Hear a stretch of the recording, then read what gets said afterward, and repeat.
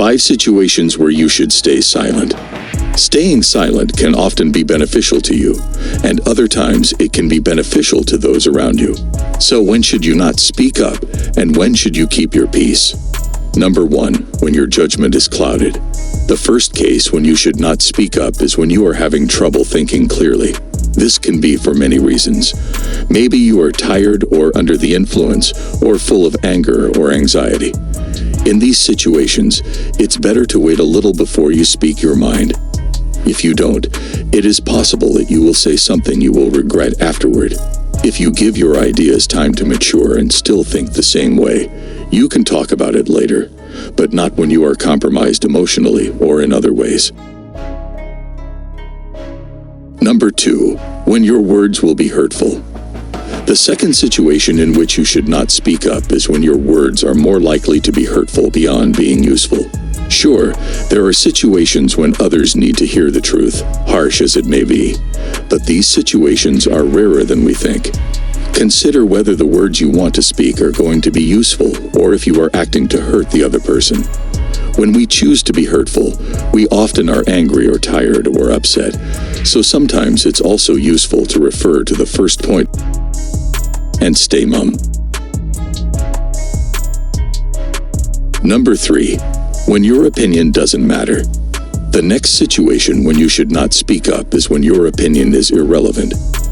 It's never easy to admit and accept it, however, it's very important, even if our ego doesn't agree. When you don't know enough about a situation or other people are experts, or when your opinion has no impact on others, it's often better to stay silent, just because it's the wisest thing to do. Number 4, when you don't have enough evidence. Sure, in some situations we are free to speculate and speak up, even if we don't have evidence. However, this is not always true. When we are talking about something that will likely have a big impact on another person, for instance, on their physical and mental well-being, we should not offer information that is not certain. Hearsay might be fine in some contexts, but if our hearsay can sway a big decision, it's best not to speak. Say, for instance, that a person is considering whether to use a medication that might help them. It's best not to bring up a rumor about a friend of a friend who used that medication and had side effects unless you are certain it's a fact and not a rumor. Number 5, when you don't have anything to say. Just because you feel you ought to add something doesn't mean you should. Instead, you might support what someone else has said.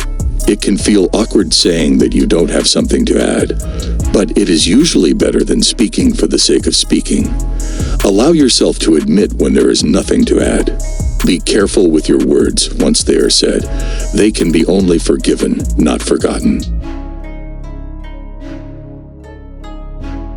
Staying silent in certain situations can be difficult, but it is an important skill to master. When we choose to stay silent, we are demonstrating self-control and the ability to think before we speak. It shows that we are aware of the impact our words can have on those around us, and that we are willing to put the needs of others before our own desire to speak. Additionally, staying silent in certain situations can also demonstrate respect and empathy. It allows others to have their voices heard and can prevent further escalation of a situation. Additionally, staying silent can also help us to gather more information and think more critically before responding.